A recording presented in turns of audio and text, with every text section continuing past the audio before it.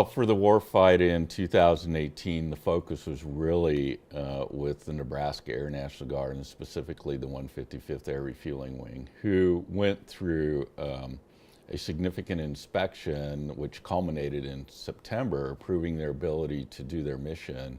And then almost immediately, beginning in October, on 1 October, beginning to send airmen overseas, primarily to the Central Command Area of Operations, culminating really in about 200 airmen being gone at one time. So for 2018, it was the biggest push of both maintenance, ops, operations, and the mission support group, to include things like civil engineers, security forces, and others, out the door as part of this nation's current operations overseas. Well, so we're coming off the peak with the Nebraska Air National Guard, but there'll still be people deployed. We won't have everybody home till probably August timeframe, and so they're pretty busy. They're always busy, they're always doing something, but this is their busiest deployment cycle that I've seen with the large number of airmen.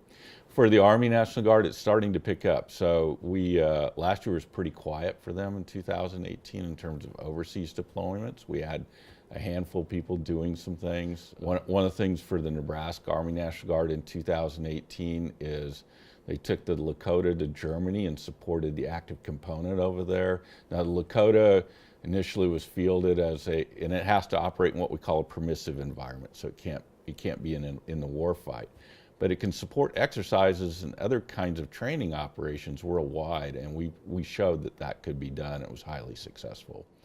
We've just sent 50 soldiers approximately off who will be leaving here soon for CENTCOM and will be deployed to Afghanistan with our Chinook helicopters, supporting operations over there for about 7 or 8 months. So that's really the ramp up, and then then we won't see much until 2019 and 20 for more Army deployments, at least currently what we know today.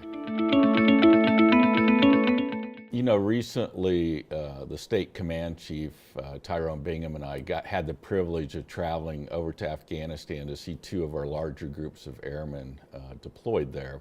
And one thing that is clear, morale is high, they're busy, they're actively engaged in missions. The civil engineers we saw weren't waiting for work to show up. They're going out and seeking how to make things better for where they're at. And I think just a hallmark of the National Guard, and particularly of Nebraska. It's just we're always seeking to improve where we're at and working. And so very proud of them. And then the defenders at that location actively engaged in protection of the air base and other operations.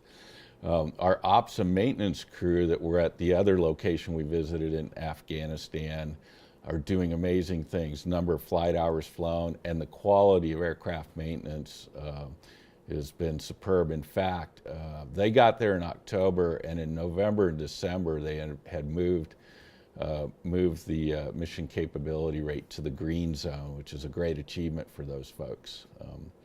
So they're doing really good things.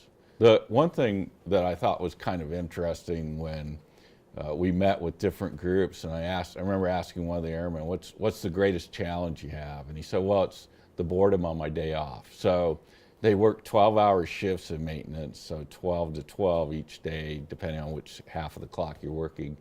And then they have a whole 24 hours off, and then it's what are we going to do with our time? So that was a little bit of a challenge, but one of the more senior crew chiefs there just talked about how meaningful and purposeful this deployment has been for him, and one of the highlights of his career.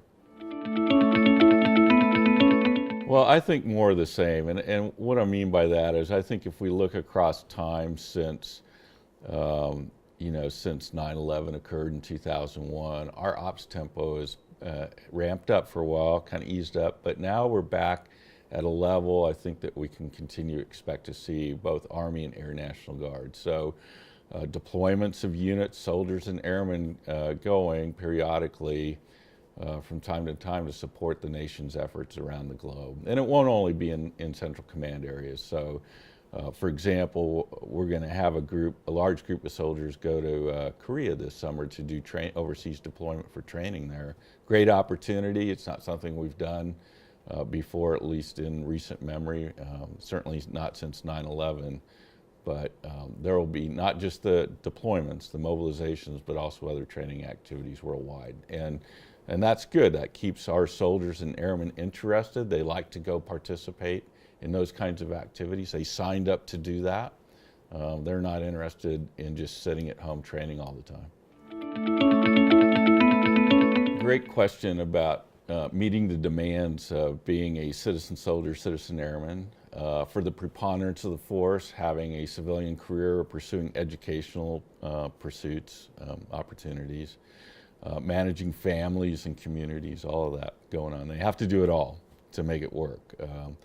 With only 20% of the Army National Guard being full-time, roughly 35% of the Air National Guard being full-time, that means most everybody is part-time, and they're trying to figure all that. So what do we do to help? Well, one, we're actively engaged with our communities, employers, and explaining what we need to do. We try to have as much predictability as we can for members being deployed so they can effectively communicate with families and employers in their communities to know what to expect. And then when they're home, it's respecting that time away from the unit to allow them to not only reintegrate back into the unit when they come home from a deployment or mobilization, but also reintegrate with families and communities, employers, so they can be return to their roles there and make those adjustments. So I think it's the other part of this is we're able to share the load across the force, so it's not the same people going all the time, and that should matter.